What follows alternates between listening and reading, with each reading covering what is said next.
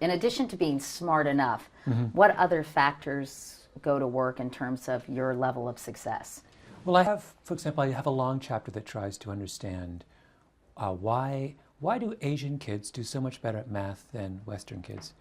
And it has nothing to do with intelligence. They're not smarter in Japan and Korea than American kids are. But if you look very closely at their attitudes towards mathematics, you'll see they have a profoundly different way of approaching it. They don't think about math as a skill you have or you don't. They don't talk about being good at math as being something that you're born with. Their idea is if you try hard enough, you'll get it. And you can do experiments with Asian kids and American kids where you give them a really hard math problem and you just time how long they'll keep working at it. And if the American kids can't solve it right away, they'll quit after a minute, minute and a half. And if the test runs 15 minutes, the Japanese kid will still be working away after 15 minutes. That's a cultural attitude. It's about persistence. It's about, do you believe that the most important thing you can bring to a task is your own hard work and effort? And we don't actually, in our culture, that's not something that we hold dear. We think that how well you do has to do with a kind of innate ability. And other cultures, I think, have a far more useful idea about persistence. And persistence is far and away, I think, the most important trait in success. Do you think and we'll get to persistence in a moment, but so do you think in Asian cultures there is a much stronger work ethic in a way? Yeah, I think there is. And I wanted to investigate that.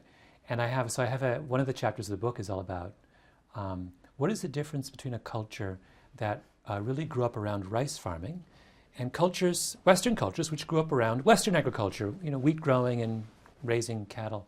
And what I discovered is there's profound differences. My European ancestors in the Middle Ages probably worked 1,000 hours a year.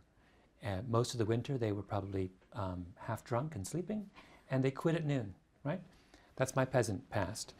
The equivalent peasant in China or Japan in the Middle Ages worked 3,000 hours a year and worked all year round, morning till night. I mean, they worked 3 times as hard.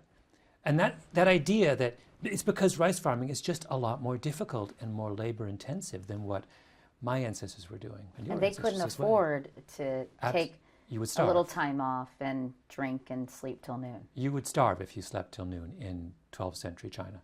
And my argument is that those attitudes have persisted, and they make a big difference in what it means when a 12-year-old sits down in school and tries a math problem. Because culture is not something that goes away. It doesn't vanish. And I got really interested in how where we come from shapes the way we look at the world.